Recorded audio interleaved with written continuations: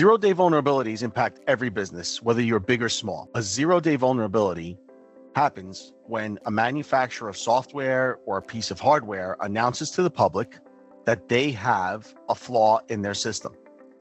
What people don't realize is the growing threat of zero-day vulnerabilities are now complicated by a recent SEC rule that came out in December of 2023.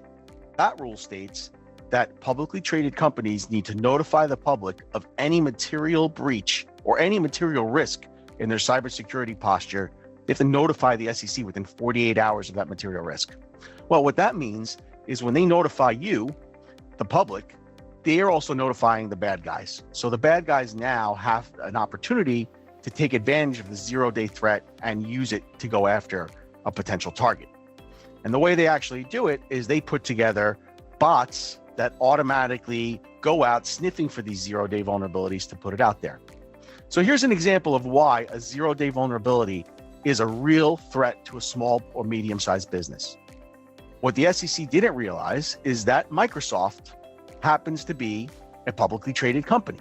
And if you look at the number of disclosures that Microsoft has provided since January of 2024, that number has gone up pretty significantly compared to previous years.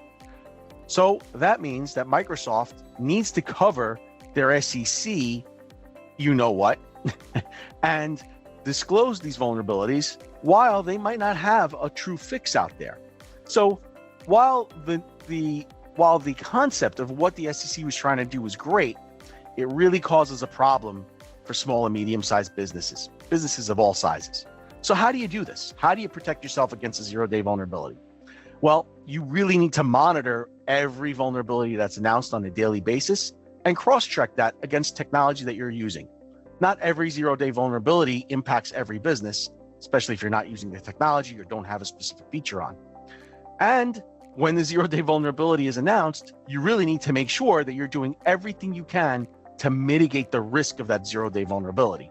So that means you need to have a process in place, you have to have a procedure in place, and there really is a complicated step to making sure these zero-day vulnerabilities don't impact your business or shut you down or provide any unnecessary risk where you might have to have a disclosure to your regulator or to your customer or to your stakeholders. How does Digital Bunker help your business? Reach out to us today for a no obligation workshop where we'll assess your environment against our custom built framework that takes the practical approach of all of the major cyber frameworks and we'll apply it to your business today. Contact us for a no obligation workshop today. Thank you.